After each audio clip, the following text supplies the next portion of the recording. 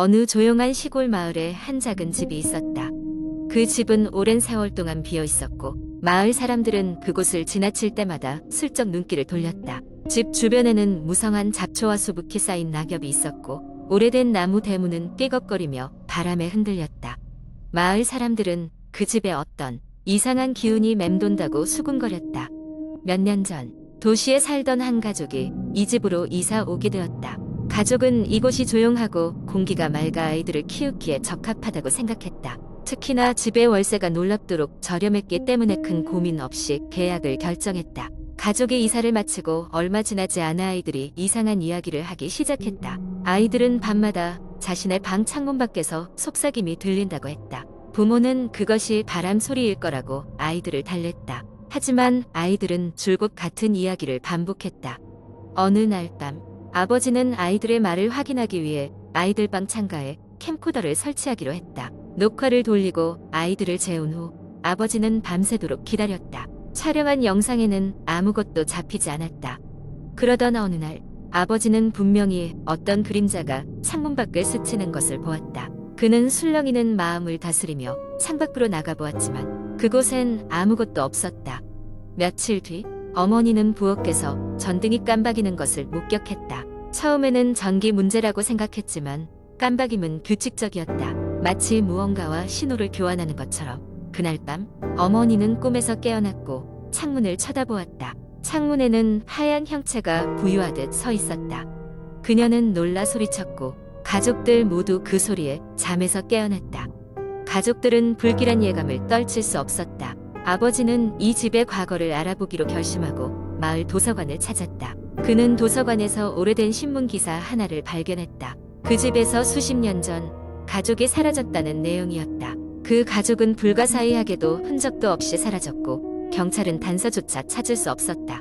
그날 밤 아버지는 그의 꿈속에서 한 여자를 보았다. 그녀는 흐릿했지만 애원하듯 손을 뻗고 있었다. 그녀의 눈에는 눈물이 가득했고 뭔가를 말하려 했지만 소리가 나지 않았다. 깨어난 아버지는 그 여인이 그 집의 과거 가족과 관련이 있다는 것을 직감했다. 다음 날 가족은 그 집에서 나가기로 결정했다.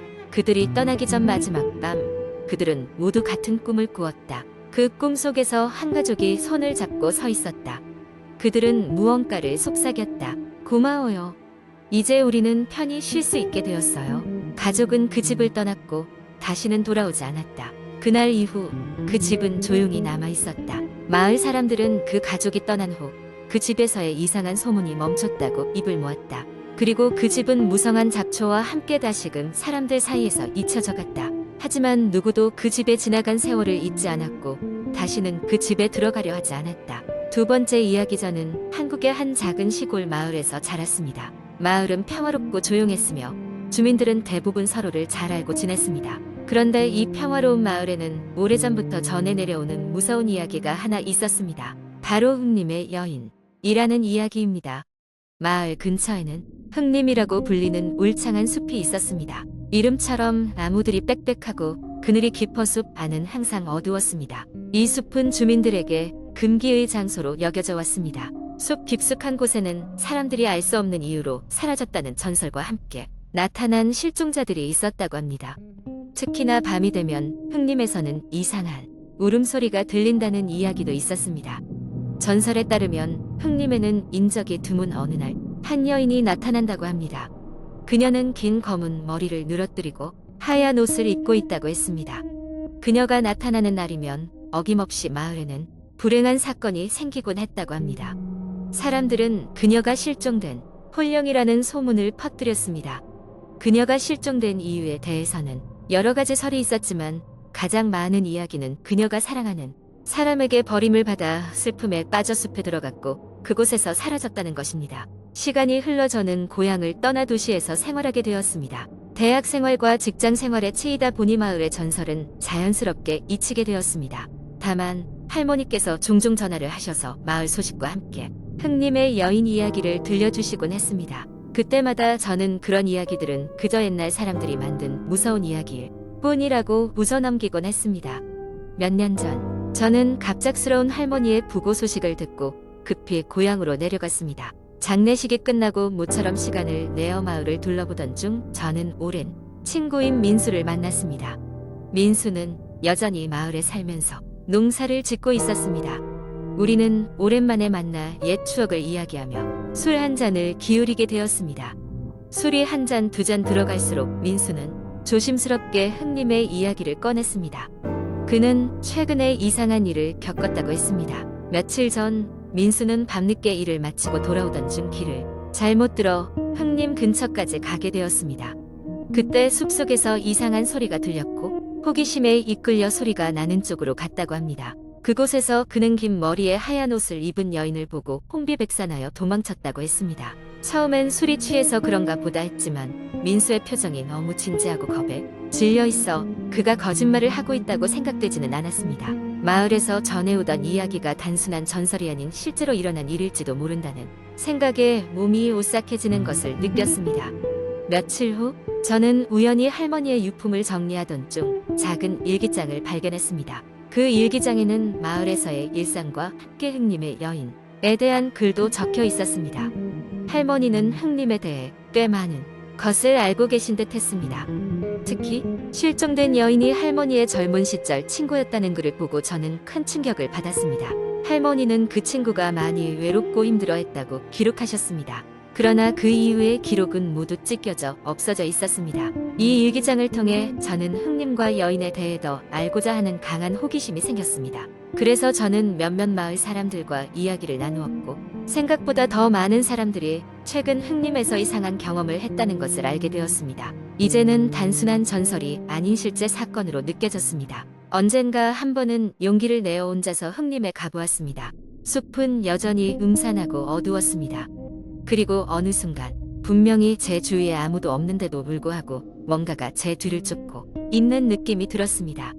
겁에 질린 저는 그 자리에서 도망쳤고 그 경험 이후로 두 번 다시 그 숲에 가까이 가지 않았습니다. 지금도 저는 이 이야기의 진실이 무엇인지 확신하지 못합니다.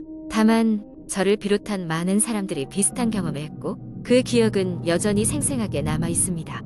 저의 고향 마을은 여전히 평화롭지만 흥림의 전설은 여전히 사람들 사이에서 회자되며 조용한 공포로 남아 있습니다. 그리고 그곳에 다가가지 말라는 경고가 오늘날에도 이어지고 있습니다. 세 번째 이야기, 한국 인터넷에서 떠도는 많은 공포 이야기들이 있습니다. 그 중에서는 심령 체험담, 미스터리한 사건 혹은 기묘한 사람들과의 만남에 대한 이야기들이 있습니다. 이제 그런 요소를 모두 모아 하나의 긴 공포 이야기를 풀어보겠습니다. 어느 날 서울에서 대학을 다니는 지훈은 기말고사가 끝나고 지친 몸을 이끌고 고향으로 내려가기로 했다. 고향은 강원도 깊은 산골 마을로 서울에서 기차를 타고 내려가야 했다. 기차역에서 집까지는 작은 버스를 타고 한참을 들어가야 했기에 지훈은 얼른 기차에 몸을 실었다. 기차는 늦은 오후에 출발했지만 겨울이라 금방 어두워졌다. 창밖으로 쓸쓸한 풍경이 지나가고 지훈은 나지막이 틀어둔 음악을 들으며 졸음에 빠져들었다. 어느 순간 눈을 떴을 때 옆자리에는 낯선 노인이 앉아 있었다. 기차 칸에 승객들은 거의 없었고 누군가 옆에 앉아 있음을 느끼자 지훈은 깜짝 놀랐다. 노인은 먼 곳을 응시하며 무언가 웅얼거리고 있었다. 지훈은 조금 불편했지만 예의상 인사를 했다. 안녕하세요. 어디까지 가세요? 노인은 지훈의 인사에 천천히 고개를 돌리며 답했다. 나는 이 기차를 타고 아주 먼 곳까지 가네. 그 말투는 기묘하게 들렸다. 그가 자꾸 무언가를 중얼거렸지만 지훈은 정확한 내용을 알아듣기 어려웠다. 지훈은 대화를 이어가려고 했지만 노인은 어느새 집중력이 흐려진 듯 다시 웅얼거리기 시작했다.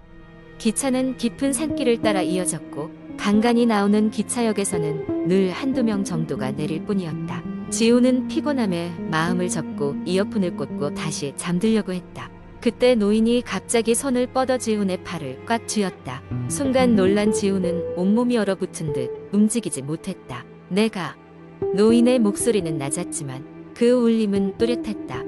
내가 보고 싶겠지. 당신의 가족들이... 그제서야 지훈은 오싹함이 온몸을 감싸는 것을 느꼈다. 무슨 말씀하시는 거예요? 지훈의 목소리는 떨렸다. 너의 부모님은? 걱정이 많다네. 노인의 눈은 깊고 도저히 벗어날 수 없는 구덩이 같았다. 지훈은 자신도 모르게 몸을 비틀어 노인의 소나기에서 벗어났다.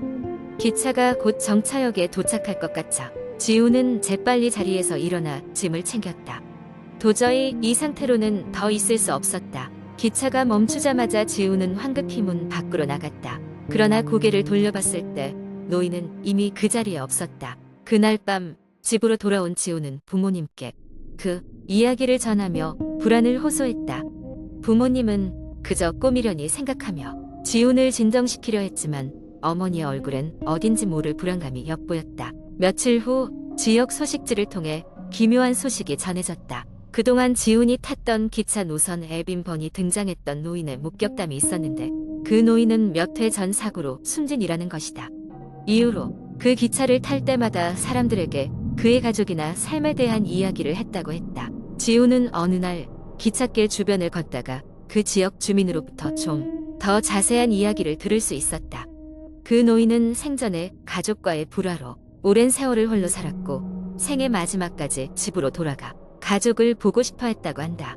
그 이야기를 듣고 지훈은 자신의 경험이 그저 꿈이 아니었음을 깨달았다. 시간이 지나면서 지훈은 그 노인의 말을 자주 떠올리게 되었다. 그리고 문득 그의 가족과 같이 있었을 때 느꼈던 그 소중함을 더 깊이 음미하게 되었다.